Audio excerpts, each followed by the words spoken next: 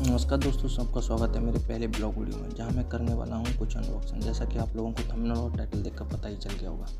तो गाइस, मैंने बहुत पहले ही ये टी शर्ट प्रिंट करवा लिए थे, बट ये लॉकडाउन की वजह से डिलीवर नहीं हो पाए। फाइनली अब आ ही गई हैं। गाइस, मैंने 2 टी शर्ट प्रिंट करवाई हैं, जिनकी अनबॉक्सिंग इस वीडियो में की है। पहले आप टी शर्ट देख लीजिएगा, उसके बाद डिसाइड कीजिए आपको टी शर्ट कैसी लगी।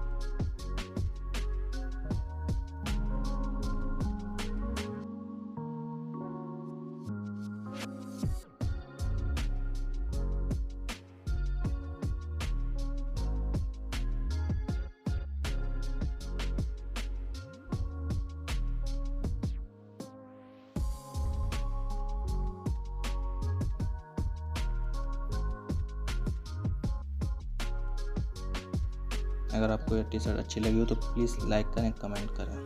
मिलते हैं नई वीडियो में, तब तक खुश रहें, सुरक्षित रहें अरिजीत सिंह को।